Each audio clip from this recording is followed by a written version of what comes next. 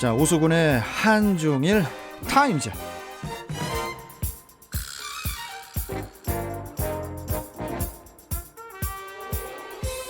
자, 급박하게 변해가는 한중일 동북아 정세를 이해하기 쉽게 풀어주는 분이죠. 오수근 콘코디아 국제대학교 대외교류 부총장 연결해서 관련 소식 들어보겠습니다. 자, 오수근 부총장님, 안녕하세요. 오하요 고자이마스. 갑자기 짜자하오 오수근입니다. 네, 안녕하십니까. 예, 갑자기 또 일본말을 맨 처음에 또 해주셨어요.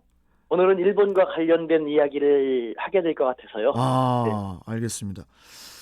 자, 그런 것 같네요. 네, 그런 것 같습니다. 제가 지금 대본을 봤는데 그 며칠 전이 이제 8월 15일 광복절 75주년이었지 않습니까? 네. 이와 관련해서 좀 의미 있는 이야기를 좀 해봐야 될 것 같은데, 그 안중근 의사의 유해가 많은 분들 알고 계시지만은 그 중국 하얼빈 공원 어딘가에 있다, 이렇게 이제 추정들을 하고 있잖아요. 네. 그런데 이제 정부에서 안중근 의사 유해 발굴을 위해서 중국 정부에 그 협조 요청을 한 걸로 알고 있는데요. 뭐 어떻게 좀 원만하게 진행이 되고 있습니까, 지금?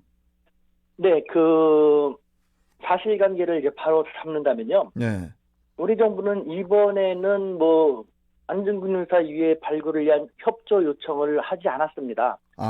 그래요? 과거에는요. 네. 그러니까 사드 배치 전에는 중국 정부에 협조를 요청을 했고 중국 정부도 흔쾌히 수용을 해서 그 하얼빈 공원 묘지 뭐 계시는 곳으로 추정되는 곳을 발굴 조사했었습니다만 거기엔 계시지 않았습니다. 그런데 예. 갑자기 사드를 배치했고 그 사드 배치 제재의 일환으로 발굴 허가를 중국이 취소를 했죠. 그래서 하얼빈 공원 묘지 아직 절반이 못 미치는 부분, 아직 발굴이 안 된 부분, 그쪽 어딘간 계실 거리라고 추정이 됩니다만 그쪽은 아직 발굴이 안 되고 있고, 그래서 이번에 한중관계 개선을 중국도 상당히 바라고 있는 상황이니까 예. 우리 정부가 요청을 하게 되면은 제가 중국 당국과 얘기하다 보면은 이번에는 한국 정부가 정식으로 요청을 하면은 한중관계 개선을 위해서도라는 긍정적인 자세를 보이고 있기 때문에 이번에는 우리 정부가 반드시 중국 정부의 요청을 정식으로 하자라고 제가 지금 제안하고 있는 것이죠. 아니 그리고 그 중국 시진핑 주석이 그 올해 연내에 그 방한할 거라고 하잖아요. 네. 그래서 이제 한중 관계를 개선하기 위해서 그 안중근 의사의 유해 발굴에 좀 보다 속도를 좀 뭐 내달라는 그런 요구 가능할 것 같지 않습니까? 예, 맞습니다. 네. 그래서 여태까지는 사드 배치, 사드 제재 조치 그것 때문에 중국에 좀 눈치를 보는 측면이 있었는데요. 있었죠. 예. 예, 그리고 또 중국도 뭐 사드 배치 초기에는 뭐 자기들은 한국에 배신당했다라는 측면에서 그럴 마음이 전혀 없었습니다만 지금 제가 느낄 때 중국 당국의 속내를 보면은 네. 이런 것으로 인해서 한중관계 계속 나빠지면 안 되고 한국에서 중국의 이미지를 개선시켜야 될 필요성을 자신들도 충분히 절감하고 있기 때문에 네. 전체 한민족, 한국뿐만 아니라 전체 한민족의 위대한 영웅이신 안중근 의사의 유해 발굴에 자신들이 적극적으로 나온다면은 한국에서 그나마 조금씩 이미지가 개선될 수 있을 것이다라는 생각을 하고 있고 우리는 그와 같은 중국을 잘 활용해서 이번에 적극적으로 요청을 하자는 것이죠.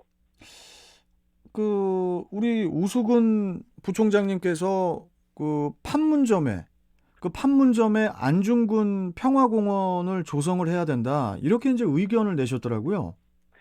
그렇습니다. 네, 한번 네. 우리 애청자분들도 한번 들어봐 주시면 좋을 텐데요. 예. 그러니까 만약에 안중근 의사의 유해를 우리가 발굴에 성공하게 되면은 그러면은 그 안중근 의사께서는 북한 황해도가 고향이시기 때문에 네. 북한은 북한으로 아마 모시려고 할 테고 또 우리는 우리 쪽으로 모시려고 할 텐데 그러지 말고 안중근 의사께서는 생전에 동양 평화론을 널리 주창하셨지 않습니까? 네.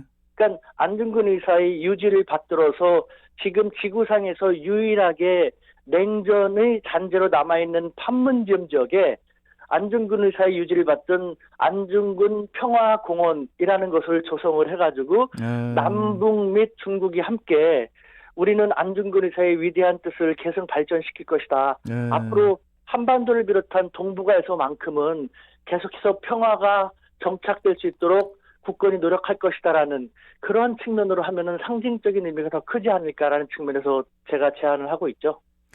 되게 그 평화의 상징이 되겠네요. 그 공원이. 네, 예, 그렇습니다. 만약에 조성이 된다면. 네, 예. 그리고 남대문, 즉 이제 숭례문이 국보 1호잖아요. 국보 1호. 네, 그리고 이제 흥인지문, 그 동대문이 이제 보물 1호로 지정이 된 배경이 일제의 잔재 때문이다. 뭐 예. 이런 얘기가 있는데 이 1호라는 숫자 때문인지 가치가 더 높다는 그런 오해를 불러일으키기도 하는데 실제로는 이게 또 이제 숫자도 큰 의미가 없다면서요, 부총장님. 그렇습니다. 이 부분에 대해서 제가 또 간단히 그 설명을 드리면요. 예, 예. 뭐 일단은 국보 1호, 2호, 3호 문화재의 숫자는 큰 의미가 없습니다. 그냥 분류 번호 정도에 해당되는데 예. 하지만 국보 1호, 보물 1호라는 것은 일반 국민뿐만 아니라 전 세계 사람들이 볼 때도 아, 그 나라를 상징하는 대표적인 문화유산이구나라고 생각하기 쉽지 않습니까? 국보가 유일한 거 아닙니까? 그 보물은 좀 여러 가지의 그 형태가 있는 네. 거고.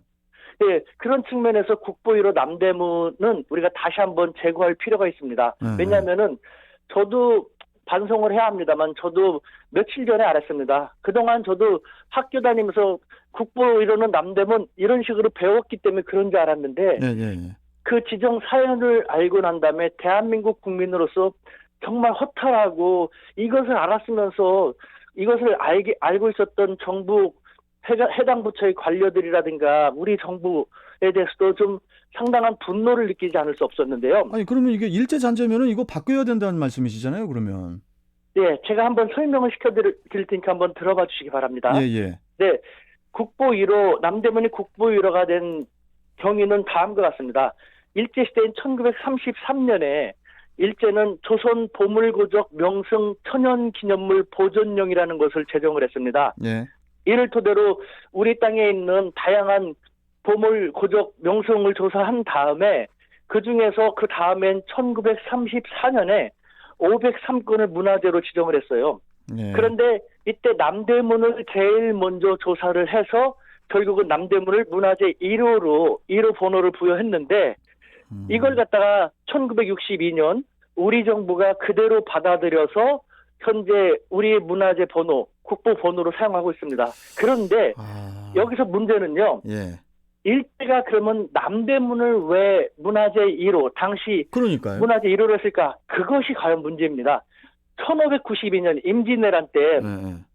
가토 기요마사라는 그 조선 침략의 선봉이었던 장수가 예. 이 남대문을 거쳐서 한양 도성으로 입성을 했거든요. 그렇기 때문에 일본인들은 조선 침략의 개선문과도 같은 그런 곳이다. 아, 이거 라는 의미가 충격인데요. 있는 것이죠. 근데 아, 이것이 예. 이것 때문에 우리가 1호로 뭐 지정을 했는지 일본 사람들이 입증할 자료는 없습니다만 다만 예를 들면은 1907년 역시 일제시대였는데 당시 조선 주둔 하세가와 사령관이 예. 조선에 이 사대문이 있기 때문에 조선이 너무 교통이 불편하고 너무 좁다 해서 대포로 폭파시켜버려라고 할 때 당시 조선에 있었던 일본인 거류민단 단장이 안 된다. 무슨 말이냐. 남대문은 일본 개선의 상징이다. 카토 기요마사가 이쪽을 통해서 입성했던 아, 우리 그렇습니까? 예, 일본인들에게는 자긍심의 상징인데 어떻게 이것을 폭파하냐. 게다가 동대문은 고니시 유키나가라는 또 다른 조선 침략의 선봉장이었던 사람이 예. 이 동대문을 통해서 입성을 했거든요. 그러니까 결국은 남대문하고 동대문은 파괴하지 않고 서대문하고 북대문은 파괴한 상태에서 오늘에 이르고 있는데 우리 지금 제가 황당한 것은 예. 우리 역사학이라든가 고고학을 전공한 학부생들도 이것을 알고 있고 관련 전문가들도 알고 있다면 우리 이 관련 부처에 근무하는 공무원분들도 당연히 알고 있을 것이고 관련되는 정치인들도 알고 있을 텐데 아직도 우리 국보 1호를 남대문 일본 구구가 생각하면 얼마나 즐겁겠습니까? 예. 우리는 우리 후손들이 나중에 할아버지 국보 1호가 왜 남대문인지 알아? 그러면 뭐라고 대답하겠습니까? 아니 뭐 가요계 국보자매라고 저는 그건 아는데 그래서 제가요. 네, 죄송합니다. 오늘 여기서 농담을 해서. 예, 그래서 제가 오늘 청와대 국민청원을 막 올렸습니다. 아니 저 부총장님, 예. 국민청원을 올리지 마시고 예. 우수근 부총장님께서 지금 우리나라의 모든 매체에 지금 나오셔야 돼요. 이거 지금 저도 충격이고 이거 우리 청취자분들도 다 충격이에요. 예?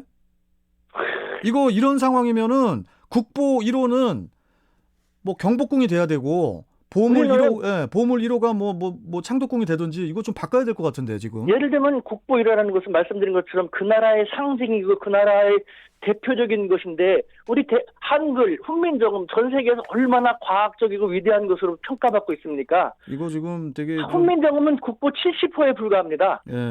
그러니까 저는요 국민청원에 국보 1호 남대문 자주국보의 관점에서 재고되어야 한다고 올렸는데 예. 자주국방은 쉽지 않습니다. 4대 강국의 그 상황도 있기 때문에. 하지만 국보를 갖다가 이제는 일제의 관점이 아니라 우리 대한민국 한민정음의 관점에서 예. 다시 한번 볼 수 있다라는 건 지금부터라도 철저히 바뀌어야 된다고 생각을 합니다. 그 부총장님, 제 지금 아이디어인데 국보 1호를 만약에 뭐 경복궁으로 바꾼다. 그러면 그때 딱 우리 사용하는 지폐들 있잖아요. 네, 그 지폐 모델도 싹 이렇게 좀 어떻게 좀 리뉴얼 좀 하면서 좀 뭐 그런 그 계기도 좀 필요할 것 같기도 하고 이게 사실이라면은 이거 지금 부총장님께서 좀 힘을 더 실어 주셔야 될 것 같은데요. 여러 그 매체에. 제가 그래서 네. 이걸 갖다가 저는 고고학이라는 역사학 전문이 아니기 때문에 네. 제가 고고학이나 역사학 전공하신 분들한테 여쭤봤습니다. 그랬더니 그것은 맞고 다만 일본의 무장들이 그쪽을 통해서 입성했기 때문에 1호로 했다라는 것을 입증할 만한 그 자료는 없지만 네. 그 개연성은 충분하다라고 하고 있거든요. 그러니까 우리 정부는 네. 다시 한번 이것을 철저히 전수조사해서 만약에 그렇다면요. 당연히 바꿔야 되는 거 아닙니까? 예. 일본 국우가 얼마나 좋아하겠습니까? 우리는 얼마나 허탈하고 우리처럼 분노하겠습니까? 이 부분에 대해서 뭐 다음 시간에 또 뭐 똑같은 내용은 아니겠지만 뭐 이와 관련해서 또 우리 부총장님과 이야기를 또 나눠보도록 하죠. 네, 알겠습니다. 지금 화가 많이 나셨는데 저도 지금 갑자기 피가 좀 솟는데 다음 시간에 또 좀 이어서 좀 가보도록 하겠습니다. 부총장님, 네, 오늘 말씀 잘 들었습니다. 네, 감사합니다. 예. 자, 지금까지 우수근 콩코디아 국제대학교 대외교류 부총장과 이야기 나눠봤습니다.